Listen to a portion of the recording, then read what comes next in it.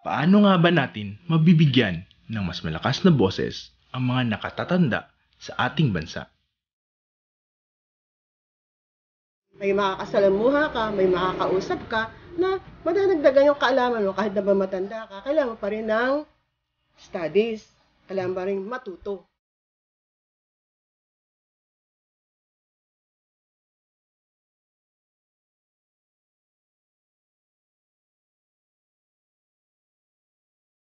Isa sa mga organisasyon na tumutulong sa mga nakatatanda sa Pilipinas ay ang Coalition of Services for the Elderly o ang COSE. Ang COSE ay isang non-government organization na nagtatrabaho para sa mga nakatatanda upang may makatuwang yung mga nakatatanda na matugunan yung kanilang mga pangangailangan o mga issues katulad ng pagdating sa issue ng kahirapan, sa pagiging excluded, and also yung pagiging invisible nila sa lipunan. So, dito yung COSE para makatuwang ng mga grupo ito na isulong yung mga kanilang mga advocacy. Isa sa mga pangunahing strategiya ng COSE ay ang pag-oorganisa at pagpapalakas ng mga older persons organizations. May iba't iba kasing grupo ng nakatatanda, no? So, yung ginagawa ng COSE, katuwang yung mga nakatatanda, ay nagbubuo kami ng mga tinatawag naming Older Persons Organization. Ito ay community-based na kung saan kasi mas naniniwala kami na kung kasama sila, una pa lang sa pagtukoy ng mga problema, pagtukoy ng mga pwedeng solusyon doon sa problemang to, mas magiging sustainable. Kung may structure kasi, mas madaling matugunan yung mga problemang kinakaharap nila mismo na sila mismo. Maliban sa pagpapalakas ng mga OPOs, ang proyekto ng COSE na sinusuportahan ng Voice Program ay naglalayon na ring magkaroon ng tamang legal na rehistrasyon at balido na konstitusyon and bylaws at iba pang mga polisiya at struktura na kailangan. Kasama dito ay ang pagpapalakas rin ng mga kakayahan ng mga namumuno ng OPOs.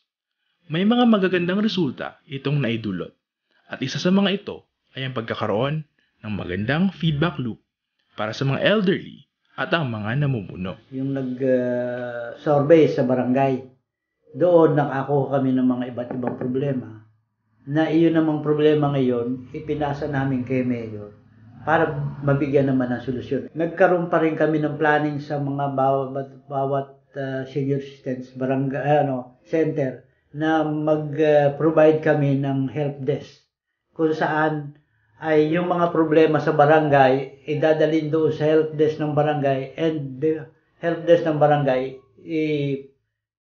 ipapasa naman dito sa Federation Help Desk. Ang nangyayari, kumisan sa mga problema ron, diretso rito, isa individual problems, isa-isang nagpupunta rito. And doon nakita namin na malaking bagay yung mayroong through channel, di ba? Na mula sa barangay, especially yung mga sasabihin natin, mga medyo mahirap din man makakarating dito, pamasahe lang, problema pa. Doon kung may help desk sa barangay, help desk lang ng officer nang magpupunta rito at magbibigay ng mga problema ngayon. And one time shot lang siguro yung pag-resolve ng problem. Dalawang magandang modelo ng pagpapalakas ng komunikasyon ay ang interbarangay visitation at paggamit ng radyo sa Arayat, Pampanga. Kaalaman nila sa mga batas para sa mga senior citizens. Isa din sa nakapagbigay sa amin ng linaw yun nung dumating ang Voice Project. Bagay na ito ay nabibigay naman namin sa mga miyembro namin sa pamamagitan ng mga monthly meeting na binibigay namin sa kanila.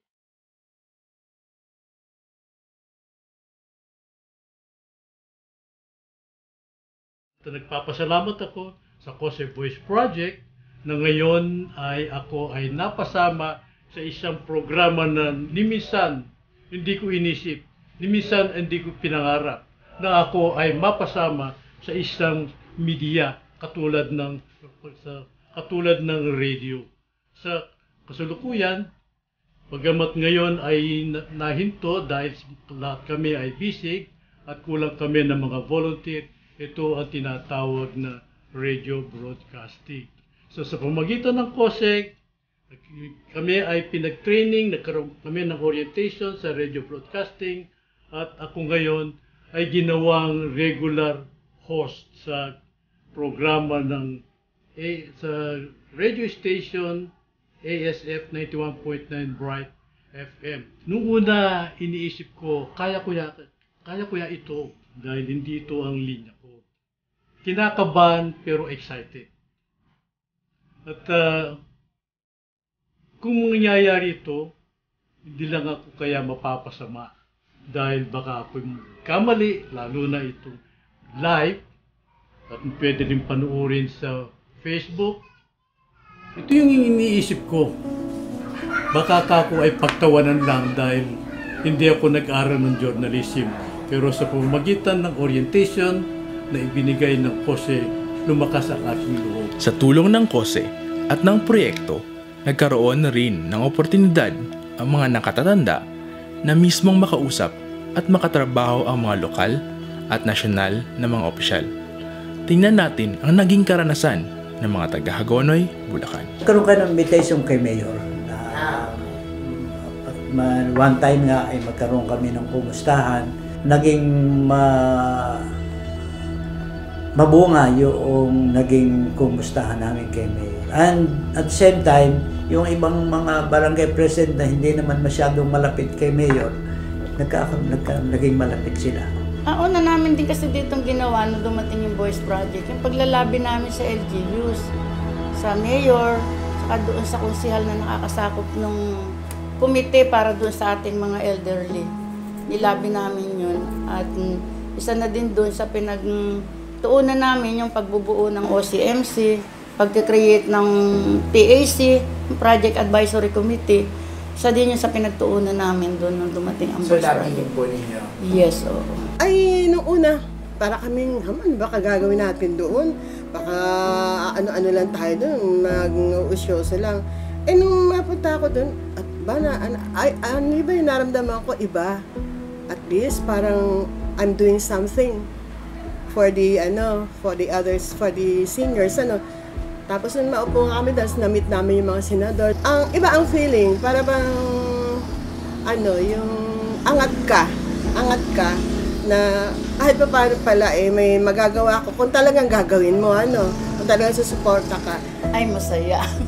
Masaya. In fairness, masaya ako doon. Kasi unang-una, na-share ko doon yung mga experience namin bilang Pangulo ng Senior.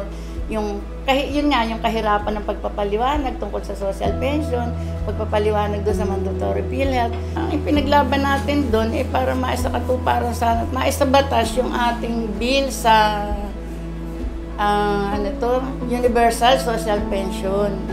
At yun yung isa sa pinapaliwanag namin sa mga miyembro namin na bagamat ngayon ay limited yung miyembro ng social pension, pero ang mahalaga doon, samahan kami sa pagdadasal na maisabatas yung Universal Social Pension para mas marami yung makinabang. Ang magiging ko sana sa ibang nakatatanda, yung maging attentive sila kapag nagpapatawag kami ng meeting. So, ibig sabihin sa amin, nagiging kahinaan namin din kasi yun eh.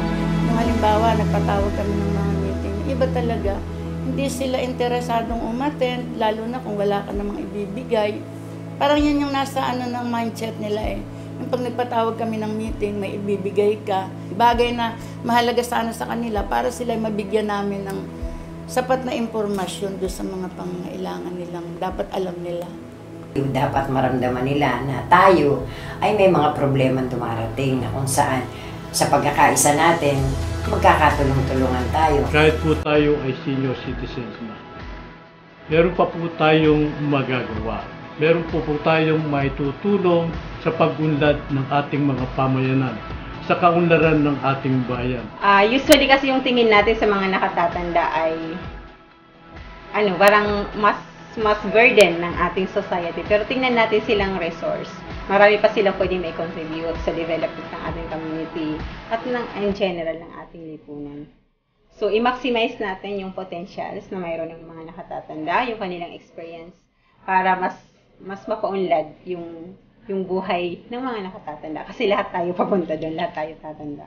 Sa karanasang ito, pinapakita lamang na ang nakatatanda ay may kakayahang magsalita. Boses na dapat marinig at pangangailangan na dapat tugunan.